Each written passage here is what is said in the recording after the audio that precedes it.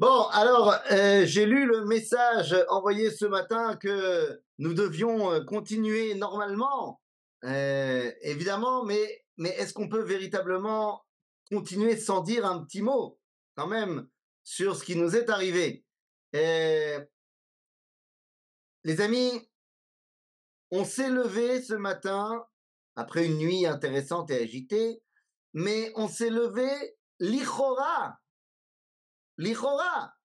On s'est levé à un matin dans un matin naturel, dans un matin comme tous les autres matins.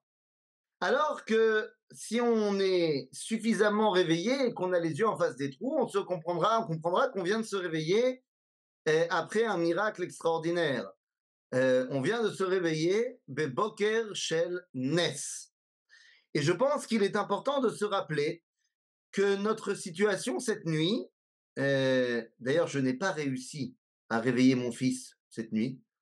Quand je l'ai réveillé pour lui dire allez viens, il y a la sonnerie, il m'a répondu un truc du style voilà. Et en vrai, on était très proche cette nuit d'un autre événement qui s'est passé il y a quelque temps, pour être exact, il y a 2736 ans. Il y a 2736 ans, bon alors à une semaine près, puisque à l'époque ça s'est passé mamash Belel Seder, mais il y a 2736 ans, là-bas, en Perse, qui n'était pas la Perse de l'époque, qui était la Assyrie, Achour, eh bien, il y a eu aussi une tentative d'éradication du peuple juif. Rappelez-vous, à l'époque, lorsque le roi d'Israël, le roi de Judée, de Yerushalayim, Tzidkiyahu, va se coucher, la situation est terrible. Terrible et tendue au possible. Les armées assyriennes ont déjà détruit la majorité des villes juives et font le siège de Jérusalem en promettant la destruction du peuple juif. Je ne sais pas dans quel état d'esprit vous avez été vous coucher hier soir, mais c'était tendu. C'était tendu.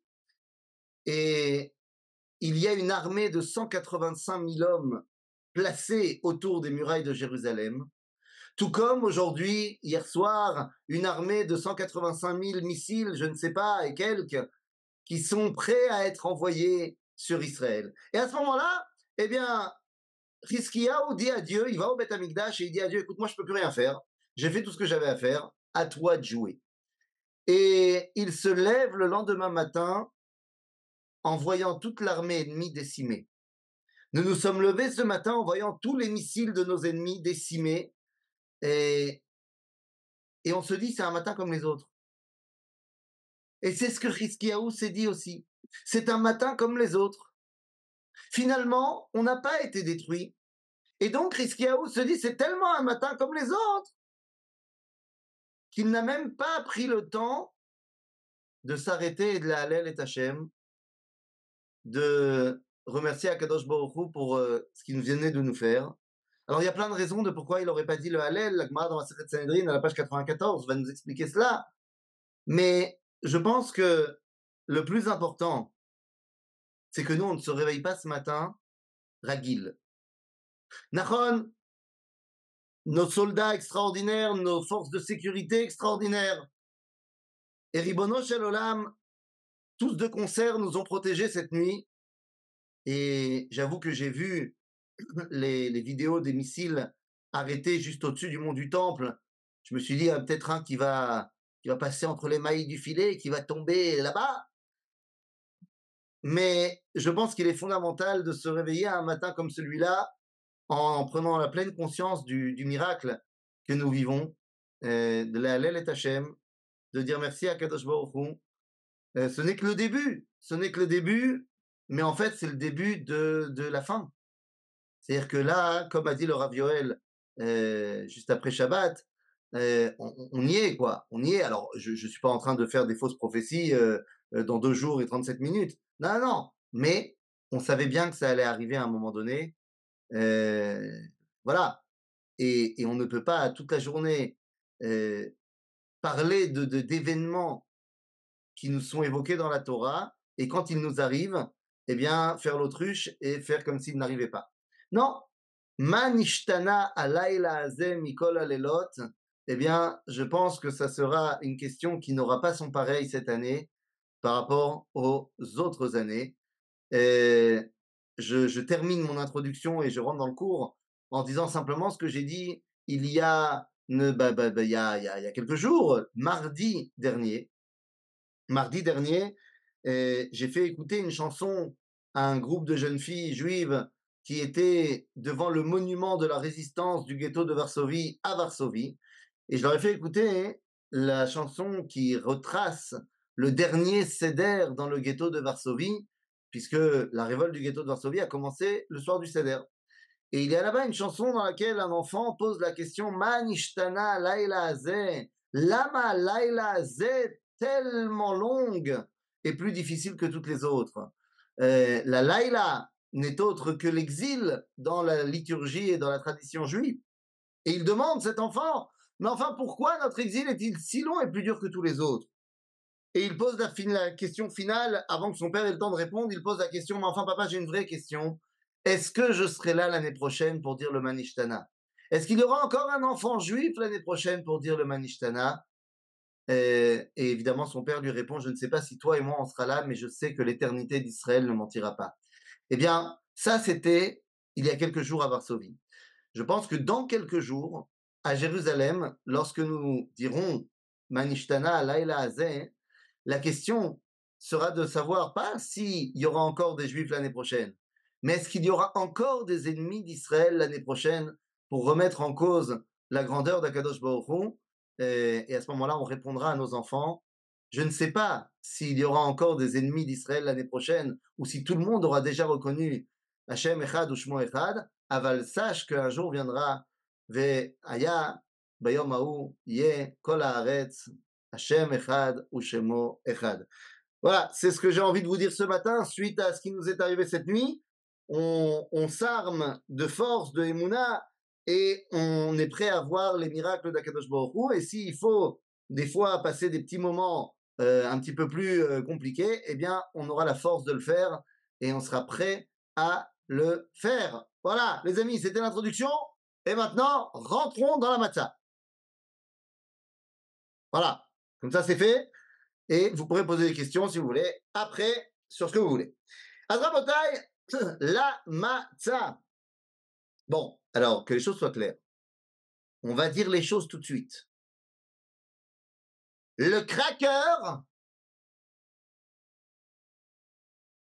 est certes une matzah kshera, mais elle n'est absolument pas la matzah d'origine.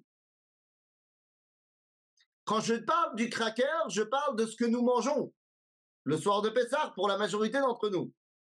Cette espèce de machin qui peut rester près de 27 millions d'années dans le placard et ne bougera pas.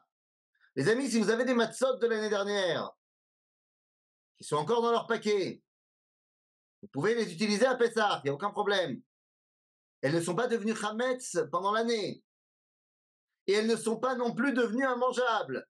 La matzah que nous commercialisons aujourd'hui, l'écrasante majorité des matzot qu'on voit, ce fameux cracker, alors je m'en fous qu'il soit fait à la main, qu'il soit pas fait à la main, c'est pas le débat, ce cracker-là, il tient autant que possible. Et pourquoi je vous dis ça? Parce que nous dit la Torah, dans le livre de Shemot, ויצאו בני ישראל מרמסס סוכותה, כ600,000 רגלי הגברים לבד מיטה, וגם ערב רב עלה איתם, וצאן ובקר מקנה כבד מאוד. ויופו את הבצק, אשר הוציאו ממצרים עוגות מצות, כי לא חמץ, כי גורשו ממצרים ולא יכלו להתמהמה, וגם צידה לא עשו להם. Nous avons ici la sortie d'Égypte, et vous le savez, lorsque nous sortons d'Égypte, eh bien, nous avons, nous, peuple juif, déjà préparé nos sandwichs. Puisque cela fait au minimum 4 jours, au mieux 2 semaines que nous savons déjà que nous allons sortir d'Égypte, on a eu le temps de préparer nos sacs, nos valises, toutes nos affaires, et vous allez me dire qu'on n'a pas eu le temps de préparer les sandwichs? C'est pas possible. Donc évidemment que le peuple juif a fait des matzot. Pourquoi il a fait des matzot? Pas parce que il n'a pas eu le temps de faire du pain, mais parce que Moshe leur a dit de faire des matzot. Et on essaiera de comprendre pourquoi il fallait faire des matzot. Mais le Erev Rav, qui lui n'a pas eu le temps, puisqu'il n'était pas au courant qu'il fallait sortir, et tout d'un coup, Moshe a envoyé un WhatsApp à tout le Erev Rav qui voulait venir. Les gars, c'est maintenant qu'on part. Eh bien, ils ont pris avec eux leurs pâtes. Pourquoi leurs pâtes? Parce qu'ils avaient de la pâte. Et pourquoi ils avaient de la pâte? Mais parce que c'était l'heure du lever du soleil. C'est l'heure où on fait le pain. Parce qu'à l'époque, ça n'existe pas d'avoir du pain en rab à la maison. Pourquoi ça n'existe pas d'avoir du pain en rab à la maison? Mais parce que je n'ai pas de congélateur. Et un pain, ou alors une matzah de l'époque, si elle traîne pendant plus de quelques heures à l'air libre, elle devient immangeable. Et j'en veux pour preuve ce qui est marqué dans le livre de Yehoshua. Dans le livre de Yehoshua, vous connaissez peut-être cet événement des Givonim. Les Givonim sont un peuple donc qui habite en Eretz Kenan, mais qui a peur du peuple juif, qui ne veut pas se battre contre nous. Et donc, pour ne pas se battre contre nous, qu'est-ce qu'ils font? Eh bien, ils décident de monter comment dire, une mise en scène, une pièce de théâtre, faisant croire qu'ils viennent de très très loin, pour dire, voilà, on n'est pas des peuples de Canaan, donc vous pouvez faire une alliance avec nous, s'il vous plaît, ne nous attaquez pas. Et qu'est-ce qu'ils utilisent pour montrer qu'ils viennent de loin? Mais regardez ce que nous dit le livre de Yoshua au chapitre 9. Vayamru elenu zekenenu vechol yoshvei artzenu lemor, ubeyetchem tseida ladarech. Prenez avec vous, donc c'est ce que les anciens de Givon disent aux envoyés qui vont aller chez nous, ils leur disent prenez des provisions, ou les roues, les kratam, allez vers eux. Et vous leur direz nous sommes vos serviteurs. Regardez, faites une alliance avec nous. Ah non, non, non, nous ne sommes pas proches d'ici, nous ne venons pas de la région. Regardez,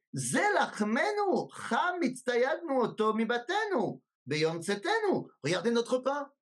Il était tout chaud et tout bon quand on est sorti de chez nous. ועתה הנה יבש, ועתה והיה נקודים, ואלה נודות היין אשר מאלינו ומחדשים, והנה התבקעו.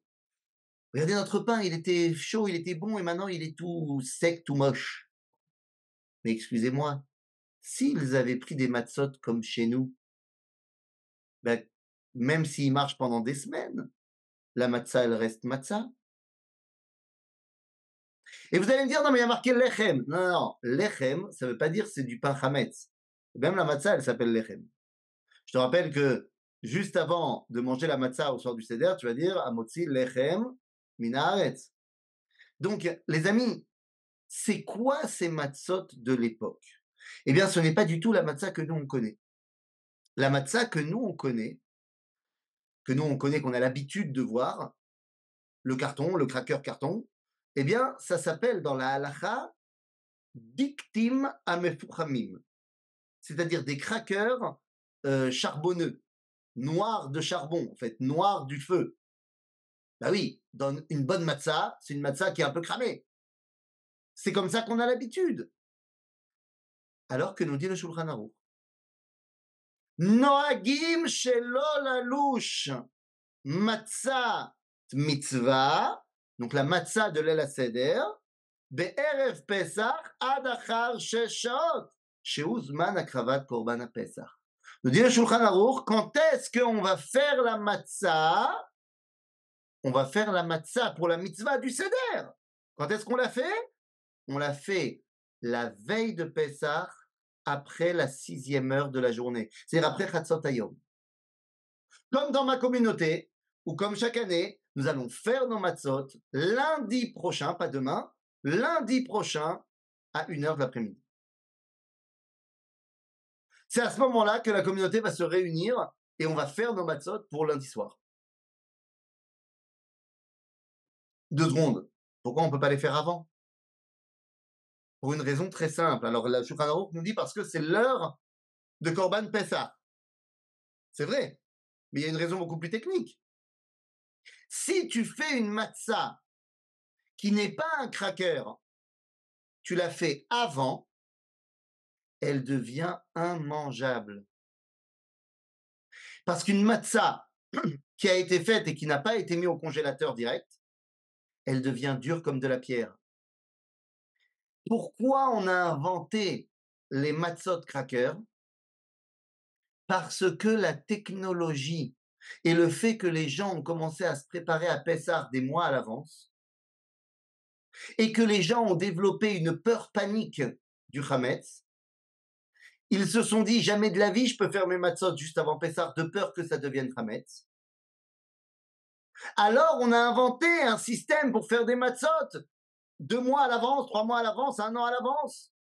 Sauf que pour qu'elles restent mangeables, eh bien il fallait que ces matzot soient très fines, diktim amefuchamim.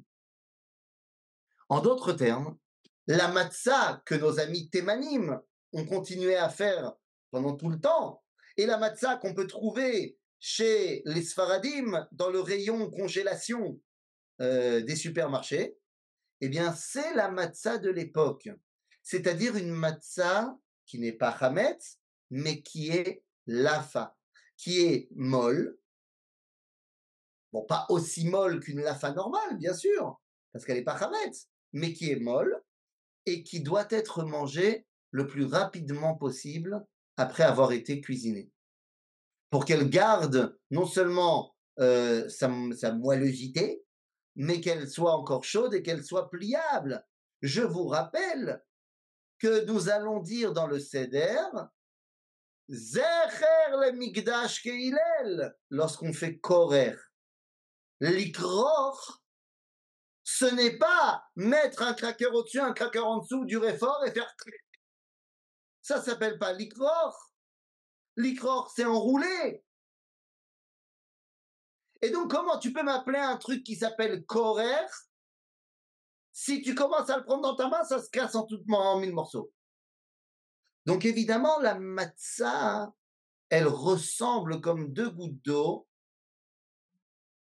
à la lafa, ou alors à ce qu'on appelle dans le langage de la Mishnah, à la chala. Matzah, chala, même combat. Comment ça, même combat? Regardez ce que nous dit le livre de Bamidbar. וידבר השם אל משה לאמור דבר אל בני ישראל ואמרת עליהם בבואכם אל הארץ אשר אני מביא אתכם שמה והיה באוכלכם מלחם הארץ תרימו תרומה להשם ראשית הריסותיכם חלה תרימו תרומה כתרומת גורן כן תרימו אותה מראשית הריסותיכם תיתנו להשם תרומה לדורותיכם. Les versets qui nous parlent de la chala, les versets qui nous parlent de la chala mettent en avant le fait que la chala nous rattache directement à Akadosh Baruch Hu. Reshit Aristotechem, c'est les prémices de notre capacité à manger, et c'est ce qui nous rattache directement à Dieu. Eh bien, il en va de même avec la matzah. Regardez ce que nous dit Yehoshua dans le livre de Yehoshua au chapitre 5. Vayachanu bnei Israël bagilgal, ויעשו את הפסח ב14 יום לחודש בערב בערבות יריחו ויאכלו מעבור הארץ ממחרת הפסח מצות וקלוי בעצם היום הזה וישבות המן ממחרת באוכלם מעבור הארץ ולא היה עוד לבני ישראל מן ויאכלו מתבואת הארץ כנען בשנה ההיא. La manne, qui était le pain de Dieu, cesse au moment où nous rentrons en Israël et nous faisons des matzot. Pourquoi on fait des matzot? Parce que c'est Pessah. En d'autres termes, la première matzah qu'on mange en Eretz Israël est la remplaçante directe de la manne qui est là pour nous connecter à Kadosh Baruch Hu. La chala est là pour nous connecter à Dieu, la matzah est là pour nous connecter à Dieu. Mais ce n'est pas le seul point commun. La Mishnah dans Masechet Chala, au chapitre 1, Mishnah 1, nous dit Chamisha devarim chayavim bechala. Il y a 5 céréales qui sont, si on en fait du pain, obligés de prélever la chala. C'est quoi ces céréales? Eh bien, on nous dit chitim, seorim, kousmin, shibolet shoal et chiffon. Si je traduis bien, du blé, de l'orge, de l'épeautre, de l'avoine et du seigle. C'est les 5 céréales. Très bien. Ce sont les 5 céréales qui sont obligées de donner de la chala. Très bien. Ce sont ces céréales-là, et si tu fais un peu de blé, un peu d'orge, ben, ça marche quand même, tu dois quand même prélever la chala. Quand je vais dans la Mishnah, dans le traité de Psachim cette fois, qui va nous parler de la matzah, eh bien comment ça commence? Chamisha dvarim chayavim בפסח, ובחמישה דברים אדם יוצא בהם ידי חובתו בפסח, חיטים, שעורים, כוסמין, שיבולת שועל ושיפון. C'est-à-dire que la halakha est la même pour la chala et pour la matzah. Les deux sont intimement liés. Mais les amis, ça va beaucoup plus loin. Ne peut être une matzah que quelque chose qui aurait pu être une chala. Je m'explique. רק מה שיכול להיות חמץ, יכול להיות מצה. Que ce qui peut devenir chametz peut être une matzah.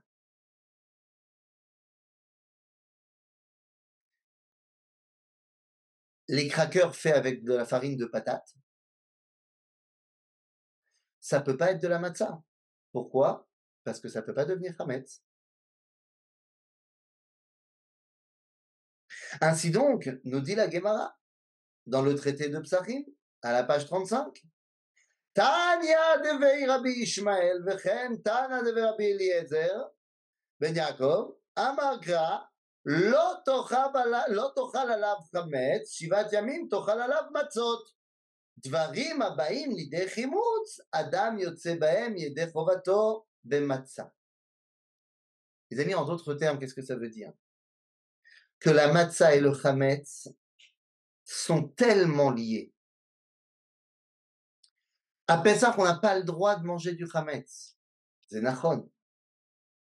Mais à Pessah, il faut que ça puisse être chametz et que je l'ai empêché de devenir chametz. C'est un sipour. Alors après, nous avons toute la question évidemment de ce qu'on appelle la matzah ashira. Connaissez la matzah ashira que les Ashkenazim ont pris en grippe et qu'ils ont dit on n'a pas le droit de manger la matzah ashira. Quel est le problème de la matzah ashira? C'est une erreur de prononciation, Rabotai. La matzah ashira n'est pas de la matzah. La matzah ashira, elle est faite avec quoi? Elle est faite avec du jus de fruits. Or, nous dit le Rambam, Achilat matzah beleil Pesach mitzvah taseh. Le fait de manger la matzah le soir de Pesach est une mitzvah. Ve'u divrei Hashem yitbarach ba'erev tochlu matzot. Parce que Dieu nous a dit, ce soir-là, vous devez manger des matzot. Ve'amar lo tochlu alav chametz. Il nous a dit, vous ne mangerez pas de chametz ce soir-là. Shivat yamim tochal alav matzot. Donc pendant 7 jours, on doit manger des matzot. Imken, kol azraim she'isatam mitchametzet. Adam yotze b'hem yedei chovato. Yotze b'hem yedei chovato b'matzah. Tout ce qui peut devenir chametz, on peut en faire de la matzah. Ve'elu chameshet aminim. Bilvad, hem ben lidei chimutz. Ce n'est que les 5 céréales que nous avons évoquées qui peuvent devenir chametz. Vezulatam como orez, veduchan, vedomehem. Ça ne devient pas chametz. Je ne suis pas en train de permettre le riz pour tout le monde. Chacun fait selon son minag. Mais le Rambam nous dit clairement que le riz, ça ne peut pas devenir chametz. Donc si ça ne peut pas devenir chametz, a priori, il n'y a pas de problème à Pessah. Oui, mais ça ressemble, nanana, nanana. Ben, c'est-à-dire, on connaît, je ne suis pas là pour enlever les minagim.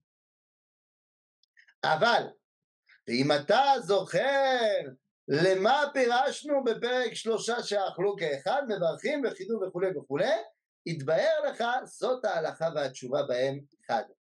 La halakha, c'est que la matzah et le chametz sont intimement liés. Alors qu'est-ce qu'on fait avec la matzah ashira? Eh bien, les amis, déjà à l'époque des Géonim, on s'est posé cette question, nous dit Rabbi Netronaï Gaon, à propos de la question de Mei Perot. Mei Perot, c'est donc du jus de fruits. Lorsqu'on met de la farine des 5 céréales avec du jus de fruits, eh bien, Mei Perot, ein machmitzim. Quand tu mets de la farine avec du jus de fruits, ça ne rend pas chametz. Même si tu restes tu laisses monter la pâte pendant 2 heures. Elle ne monte pas, c'est pas chametz. Donc la matzah shira, qui est faite avec du jus de fruits, en vrai, c'est pas de la matzah. C'est pas chametz du tout, mais c'est pas de la matzah non plus. Mais alors attendez 2 secondes, temps mort. Alors pourquoi les Ashkenazim, ils ont dit on veut pas la manger? Alors, les Ashkenazim, ils ont dit ça parce que, nous dit la Gemara, certes, Mei Perot, ça ne rend pas chametz. Mais si tu mets de la farine avec du jus de fruits et que tu mets un peu d'eau, ne serait-ce qu'une goutte d'eau dedans, zemachmitz od yoter maher. À ce moment-là, ça rend la chose, le processus chimique de chimout, de fermentation, de levage, se fait encore plus vite.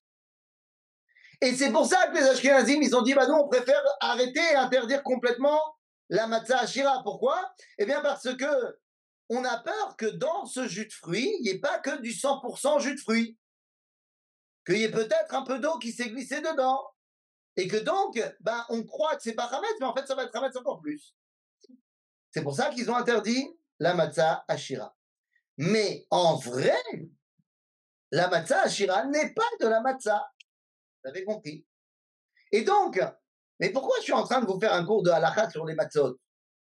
Parce qu'en fait, ce qui m'intéresse, c'est que tu comprennes que seul quelque chose qui peut devenir chametz peut devenir matzah. Non, non, le jus de fruits, c'est pas 95% d'eau. Quand on parle de jus de fruits, évidemment, on ne parle pas de ce que tu vas acheter supermarché, genre jus de fruits.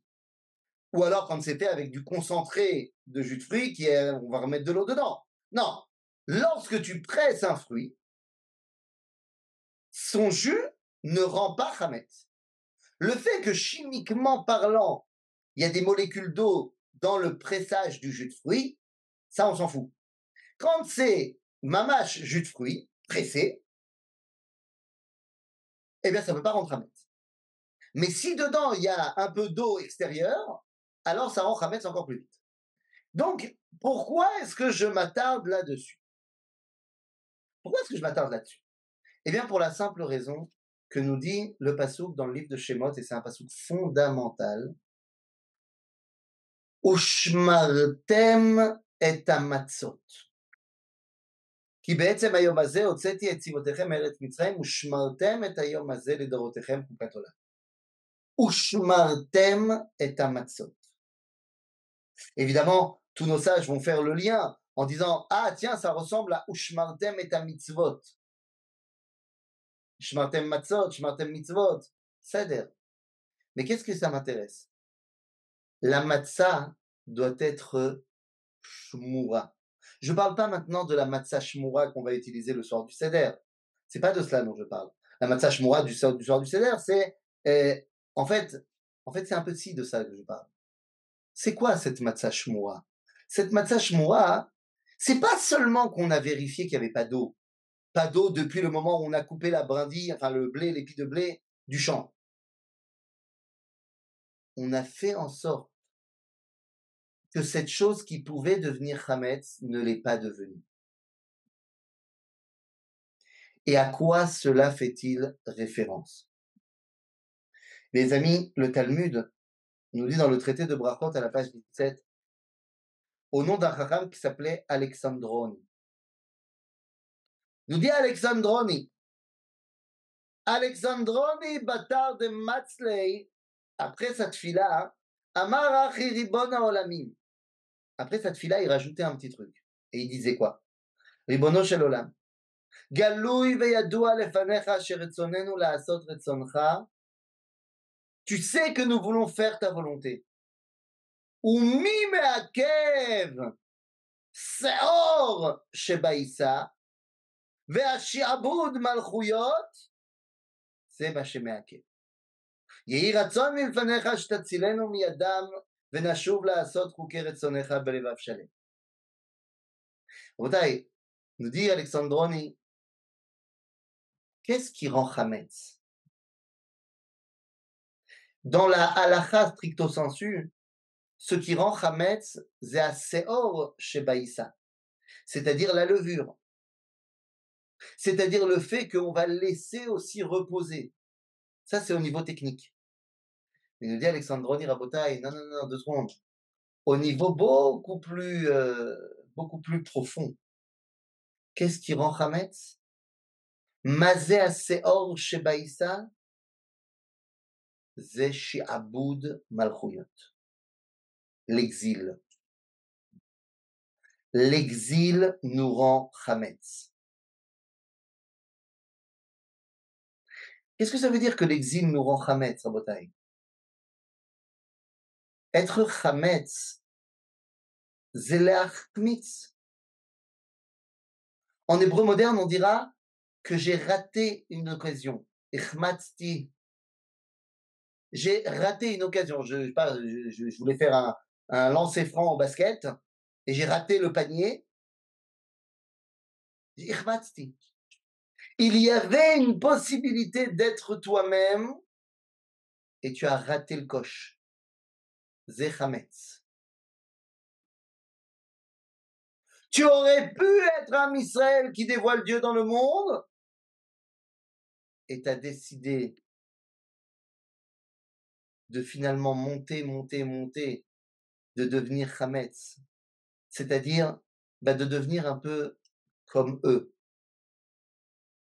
On parle de Shi'abud Malchuyot, c'est-à-dire qu'on parle de l'exil, on parle du moment où on est chez les Goïm. Rappelez-vous qu'à l'époque de la sortie d'Égypte, 4/5 du peuple sont devenus Hametz. Ils ont décidé de rester en Égypte. Être matzah, ça veut dire être toi-même. Ça veut dire être Am Israël qui doit porter le dévoilement divin dans le monde. C'est ça, être matzah.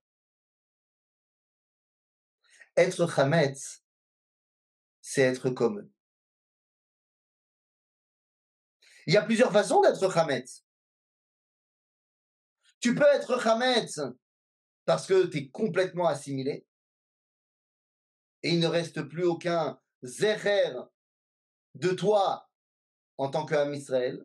Tu es déjà marié avec une Goya et tu as déjà complètement lâché le truc. Comme on peut voir dans d'innombrables séries télévisées américaines où il y a forcément un juif qui fait partie des héros de la série, et il y a forcément un épisode où ça va être Pessah, et où il fait genre, il sort le pain de sa maison, mais en fait, il fait pas du tout Pessah. Parce que tu es complètement dedans, ça fait partie du folklore.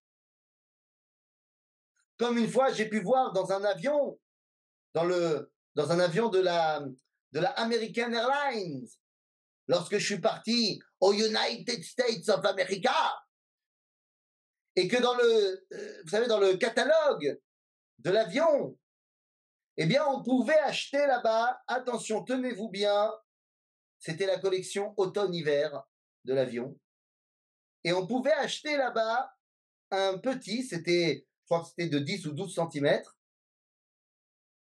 un Chrismukkah tree, un sapin de Noël Nouka. C'est-à-dire un petit sapin avec une mini Hanoukia au-dessus. Alors, plus Hametz que ça, tu meurs. On peut être Hametz de plein de façons.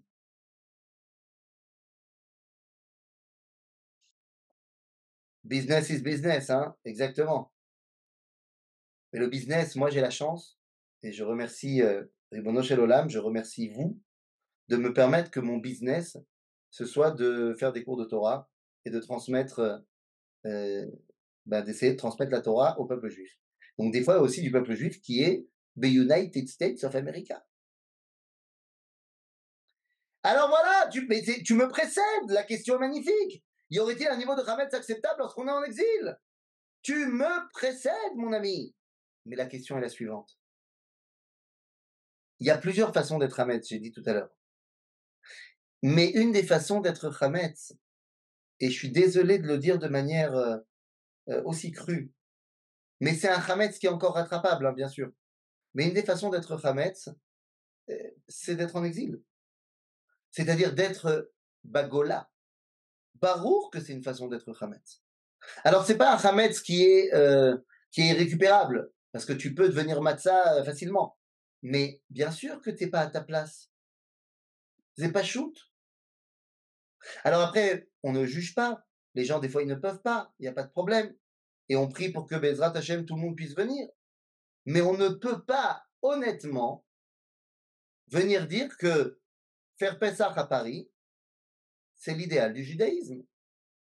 Ça ne l'est pas. Ça ne l'est tout simplement pas. Alors, quand on n'a pas le choix, eh bien, on fait tout ce qu'on peut, Bezrat Hashem. Et un jour viendra, avec l'aide de Dieu, vous pourrez revenir en Israël tous. Ce que je suis en train de dire, c'est que la chose qui me rend Hametz, c'est l'exil. La Géoula, ça me rend Matzah. Et plus je prends fait et cause et acte de cette Géoula, et plus je deviens Matzah. Ainsi, Rashi nous dira, lui qui habite en France, Seor Sheba Issa, Zeh Yetzerara. Parce que Rashi te dit, mais moi j'habite en France. Ce qui me rend Hametz, c'est mon Yetzerara. Je ne peux pas dire ce qui me rend Hametz, c'est l'égoïme, parce que j'ai pas le choix, j'y suis et il n'y a pas le choix. Ah, et les Israéliens qui passent Pessah dans un hôtel en roule, super la folie, est-ce que ce n'est pas être un petit peu Hametz?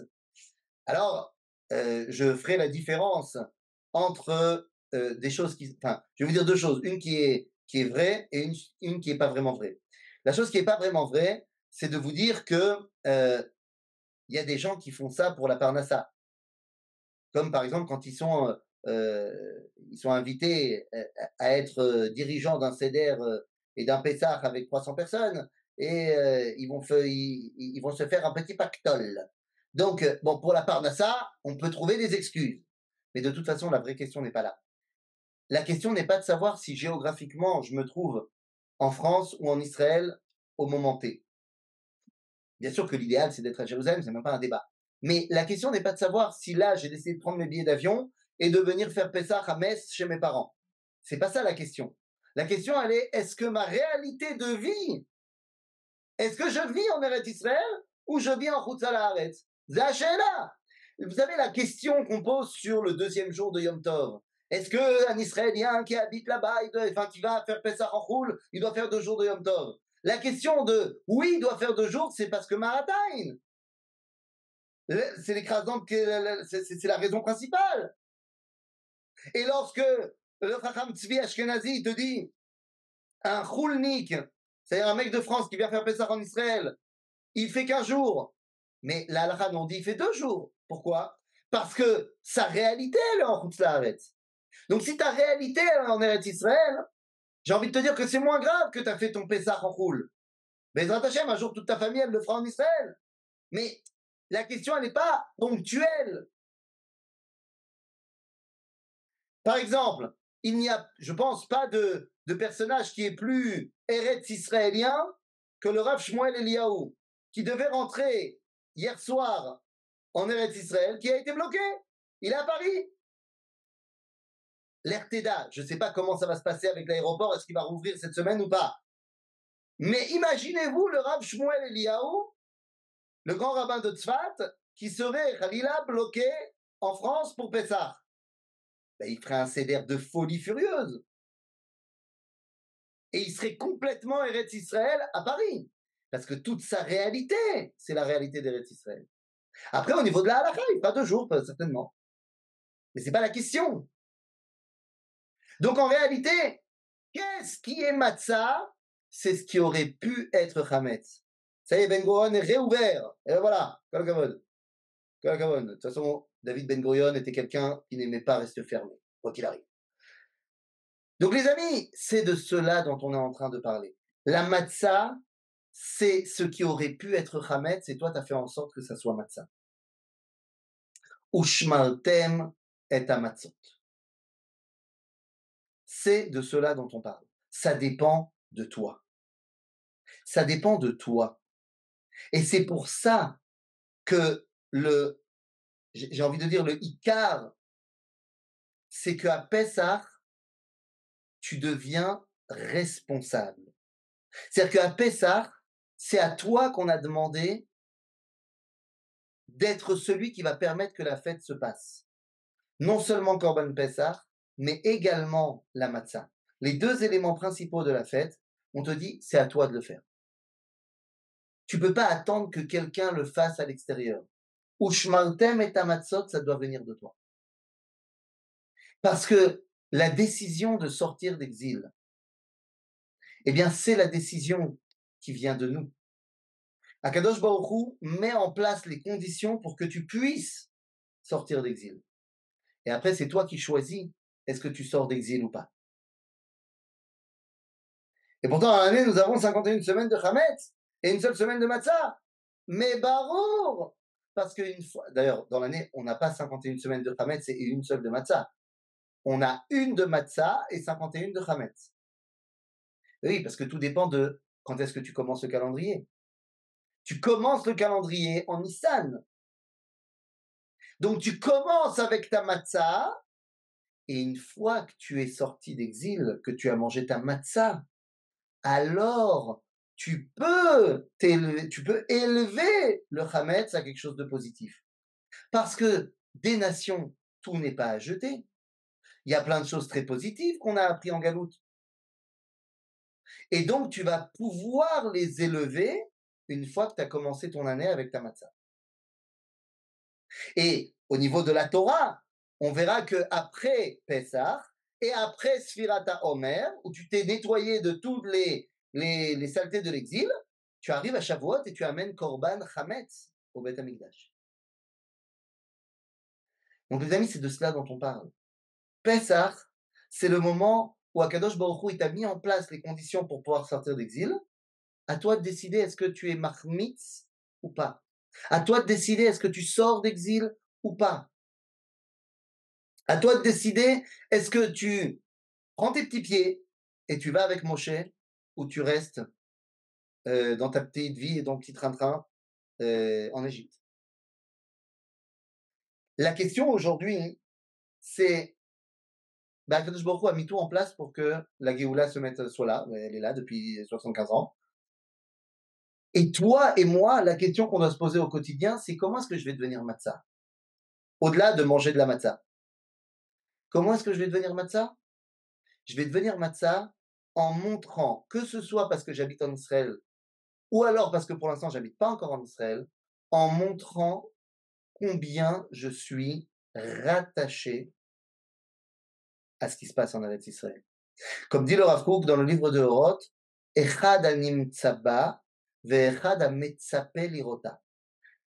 Tant celui qui est déjà en Israël que celui qui espère pouvoir y arriver.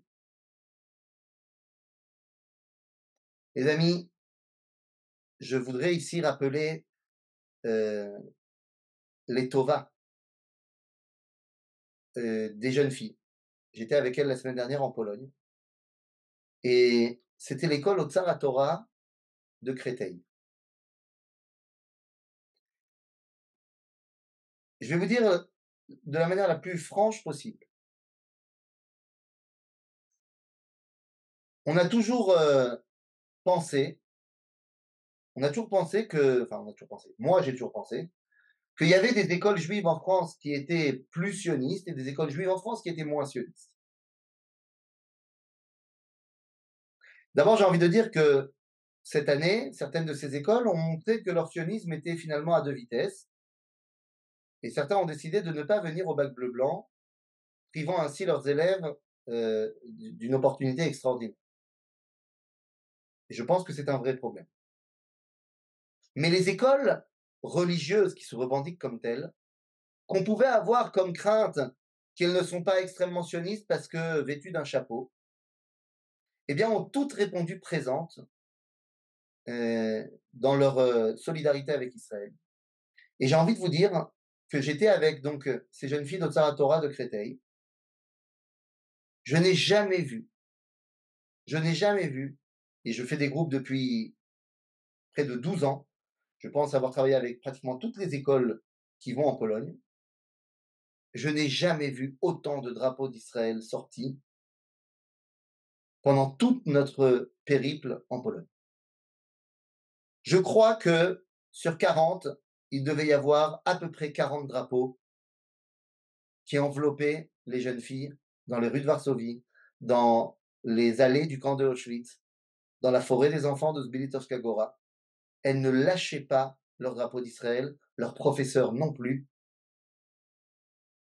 et ça ne les empêchait pas d'être tzadikot, et tznuot, et kdoshot.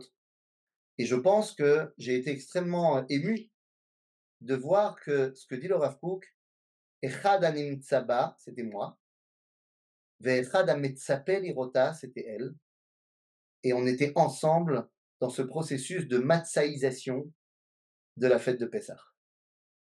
Hamatzah, c'est ce qui peut devenir chametz. Le chidouche, c'est que toi, tu as fait en sorte que ça reste de la matzah pour qu'après Pessah, tu l'élèves en tant que juif, en tant que Israël, au niveau de chametz, qui s'appellera Yeshurun. Et la guerre que nous sommes en train de mener et ce qui s'est passé cette nuit est le début de la dernière étape pour devenir Yeshurun, Shevaï Bishurun Melech Beitasef Raché Am Yachad Shivte Israël. Rabotai, nous sommes dans cette réalité-là d'être en passe. Que Vaya Bayom Ahou Yeh Hashem Echad Ushemo Echad. Chag Sameach Lekulam. Chag Sameach Rav, Toda Rabba. Rav, on a parlé un petit peu de halakha. Moi, j'ai une première question. Un peu comme à l'époque du Corona, on nous avait demandé de faire un peu des réserves de nourriture, etc. Il y a pas mal d'élèves qui demandent qu'ils peuvent garder un peu de farine chez eux au cas où il se passerait des choses plus compliquées. Qu'est-ce que vous recommandez? Alors, tout d'abord, je vais dire quelque chose qui n'est pas du tout populaire. La farine n'est pas chametz. Non, c'est la levure qui est rametz. La levure, c'est interdit. Mais la farine, ce n'est pas chametz. Je vous rappelle que pour faire de la matzah, il faut de la farine et de l'eau. Donc, garder de la farine chez soi, c'est pas chametz. C'est la première chose. Deuxième chose, est-ce que la mechirat chametz, ça marche halachiquement parlant? Ça marche halachiquement parlant. Donc, s'il y a des gens qui ont envie de faire des provisions et d'acheter des pâtes et d'acheter des trucs et machin et de les garder, alors c'est permis. C'est permis de vendre son chametz. Même si moi je ne le fais pas d'habitude, je peux tout à fait comprendre que cette année, il y a des gens qui veulent. Le blé, il faut s'en débarrasser. Si tu as envie, débarrasse-toi de ton blé si tu veux, mais le blé non plus, il n'est pas chametz. Tout le truc, c'est de dire, si jamais il est en contact avec de l'eau, alors le processus de fermentation, il peut commencer. Mais le blé en soi, il n'est pas chametz. Je te rappelle que pour faire de la matzah, il faut du blé. C'est-à-dire, donc non, le blé n'est pas chametz et la farine n'est pas chametz non plus. Encore une fois, est-ce qu'il faut le vendre? Concrètement, non. mais les gens le vendent parce qu'ils se disent de peur que ça va tomber de l'eau dedans, machin, il y a de l'humidité, de peur que. Putain, nous, il y a tellement de choses qu'on fait de peur que. Ok, mais c'est moutard de vendre la réserve de pâtes. Nos Est-ce questions. qu'il y a d'autres questions? Eh ben, pas de questions. Alors, est-ce que vous avez un dernier message pour vos élèves avant la Excusez-moi, fête de j'ai une Pessah? question. Ah, Voilà. Excusez- Excusez-moi quoi? Une question. Ah, Une Je peux poser la question. question? oui, oui. allez-y. Pourquoi ok. Al Tishkecha, Ah, Im Tishkachecha, cette image de Jérusalem derrière votre dos, pourquoi elle est à l'envers? Pourquoi est-ce qu'elle est à l'envers? Oui, nous, on lit, on C'est la n'arrête pas. caméra qui retourne. C'est la caméra qui retourne. C'est pas le rave. Ah Vous bah inquiétez bravo, pas. c'est la caméra qui retourne. Ah bah bravo la caméra. Pas la carotte, la caméra. Voilà. Ça va. Il y avait une autre question. En plus, non seulement, je te montre, non Oui. seulement, non mais caméra ne bouge pas. Non seulement il y a marqué Imesh Kacher, Yerushalayim, Tishkach Emedi, mais en plus, c'est une œuvre d'art brodée par ma maman. Mais nous, on la voit à l'envers, l'écriture. Pourquoi la voit-on à l'envers? Ben, c'est un vrai C'est la problème, caméra. je ne sais pas, je ne saurais te dire. Arabe, il y a une question dans le chat. En J'ai cas une de question à la Pessah, fin, est-ce s'il peut-on vous manger plaît. du Hametz vendu à Ça Pessah? me travaille depuis que tu es devant ce machin. En cas de Pikuach Nefesh, est-ce qu'on peut manger du Hametz vendu à Pessah? La question, c'est pas, enfin, je comprends pas la question. En cas de Pikuach Nefesh, on mange du cochon. Donc pourquoi est-ce qu'on mangerait pas de Hametz vendu à Pessah si c'est du Pikuach Nefesh? Je pense pas qu'on soit dans un état de Pikuach Nefesh, qu'il n'y ait plus à manger ou quoi que ce soit. D'autant plus que tu as une semaine, tu peux aussi faire des provisions de choses cachères les Pessah. Donc il n'y a pas de problème que pendant une semaine, tu manges des choses cachères les Pessah. Les supermarchés sont pleins de choses cachères les Pessah. Donc je vois pas pourquoi on rentrerait dans une situation de Pikuach Nefesh à manger des pâtes. Mais si c'est une situation de Pikuach Nefesh, et ben comme tout Pikuach Nefesh, tu manges ce que tu as à manger. Mais je vois pas comment on y arriverait en une semaine. J'ai une question. Moi, C'est j'ai une possible de la question, poser? mais c'est pas une. Excusez-moi. Je peux poser ma question? Oui, bah Et allez-y. moi, Allez-y, Golda, Merci. allez-y. Voilà. Merci. Alors, regardez, on va vendre un congélateur automatiquement avec tout ce qui est Hametz dedans. J'ai acheté des chalotes chez Oshera déjà congelées, juste pressées, juste à mettre au four. Est-ce on doit les jeter, les vendre? Ben voilà, c'est tout. Ou les jeter ou les vendre.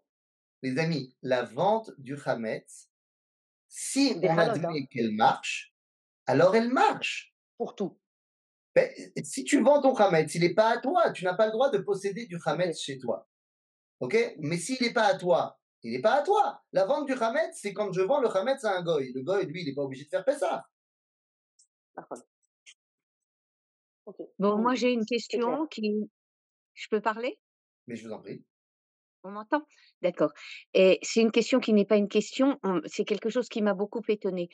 On avait un Rav Chabadnik et il achetait plein de Hametz avant Pessah parce qu'il avait peur que ce qu'il achète après soit du Hametz chez Avar Alav à Pessah.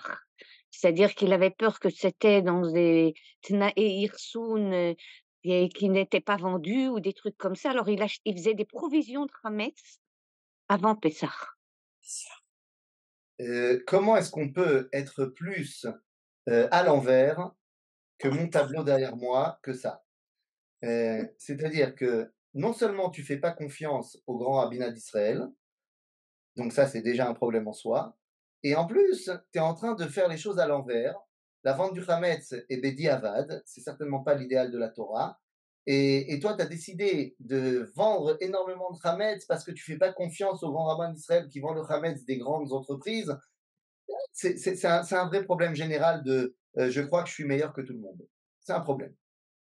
Arabe, il y a 6 minutes, une dernière question de Meira. Meira, votre micro, il est éteint. Vous m'entendez, Arabe? Oui, Meira, J'ai- 1 minute. Le soir de Pessah, le Seder, on doit manger à un moment donné en 17 minutes la matzah, ou combien de minutes, je ne me souviens pas. Mais est-ce que c'est vraiment important? C'est une halakha? c'est d'Alacha, il faut manger mitor achilat pras, mais il faut pas non plus s'étouffer. Oui, mais c'est vraiment important parce que moi, je suis pas capable. Alors, c'est pour ça que je demande. Chaque année, j'ai le même problème. Tout ira bien, vous mangez ce que vous pouvez manger, le temps que vous pouvez le faire. Achilat Pras, c'est pas 17 minutes, hein, c'est 2 minutes à peu près, 2 minutes Enfin, 30. ça me semble infini. Bon. Mangez comme vous pouvez, ce que vous pouvez, à la vitesse que vous pouvez. Yé besed. Toda rabba.